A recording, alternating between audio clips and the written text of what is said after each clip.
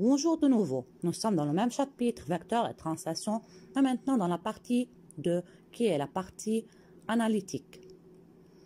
Dans cette partie, on va parler du vecteur et repère.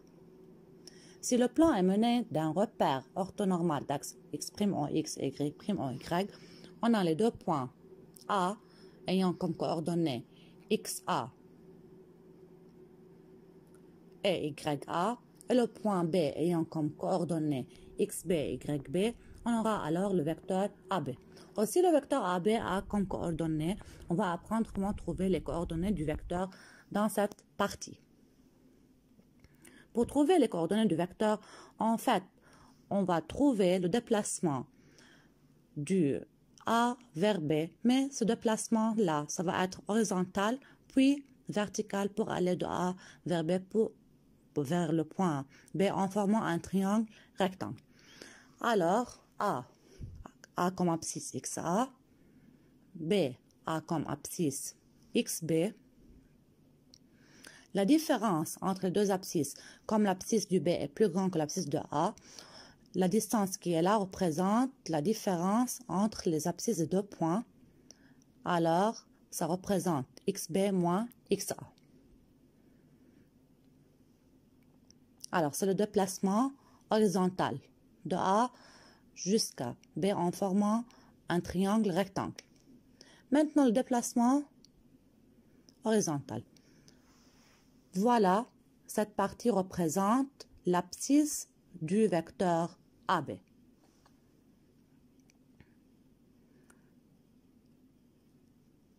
Passons maintenant au déplacement vertical. YA, puis YB. La partie qui est là représente la différence entre les deux ordonnées. Alors, c'est YB moins YA. Ça représente le déplacement vertical.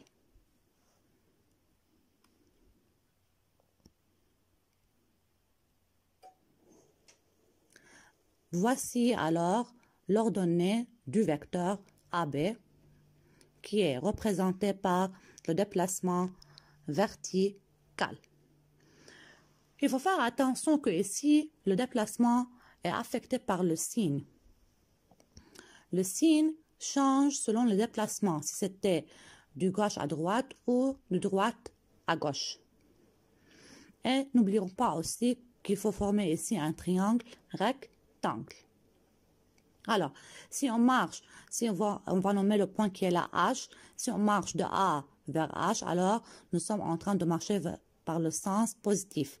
Aussi, de H vers B, vers le point B, encore c'est le sens positif.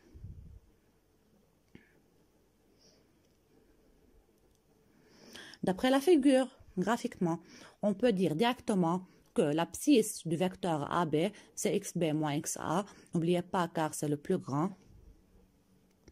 L'ordonnée du vecteur AB, c'est YB moins YA.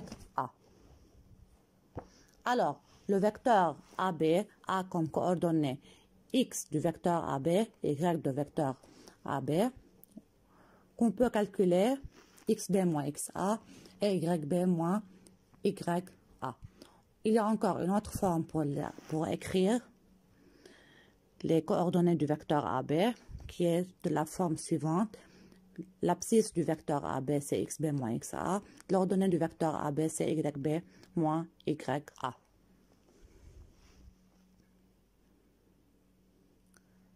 Maintenant, comme application, si on a les points A, moins 2, 2, et le point B ayant comme coordonnées 4 et 1, on va trouver les coordonnées des vecteurs suivants. OA, OB, AB et BA.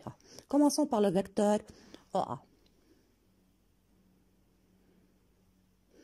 OA, pour trouver son abscisse, on va faire XA moins XO et son ordonnée YA moins YO.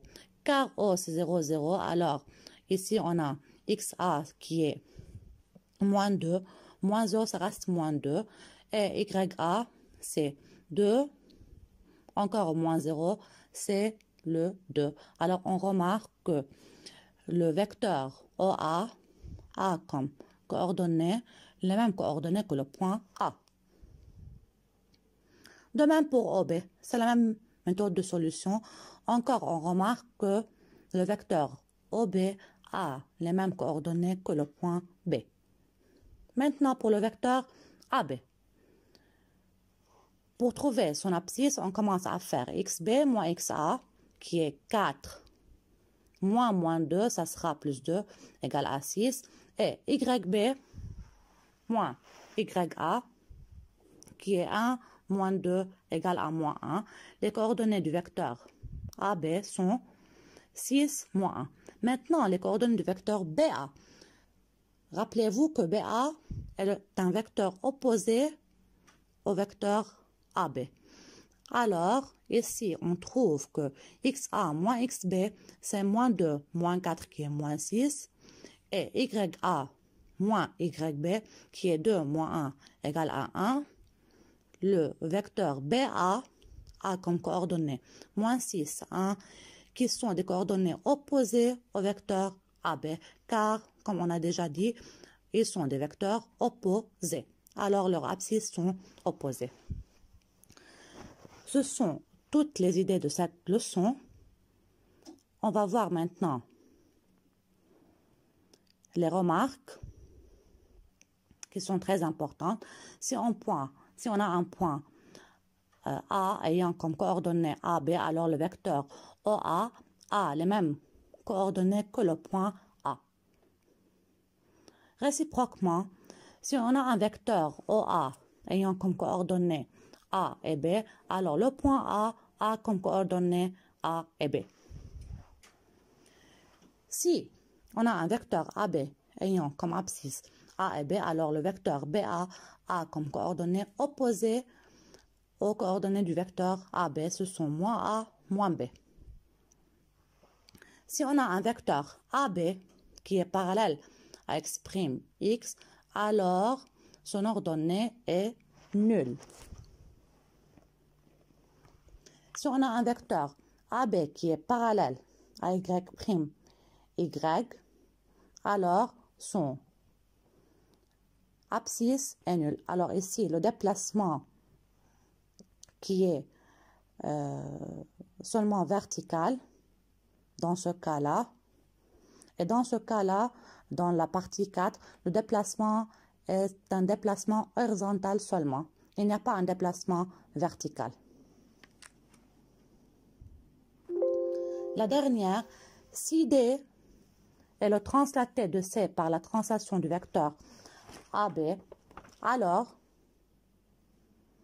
le vecteur CD égale le vecteur AB. Et comme les deux vecteurs sont égaux, alors analytiquement, on peut dire que ces deux vecteurs ont les mêmes coordonnées. X du vecteur, ou l'abscisse du vecteur CD, c'est égal à l'abscisse du vecteur AB. De même, l'ordonnée du vecteur CD est égale à l'ordonnée du vecteur AB. D'où, on peut dire que XD moins XC égale XB moins XA et YD moins YC égale YB moins YA. C'est tout. Merci beaucoup.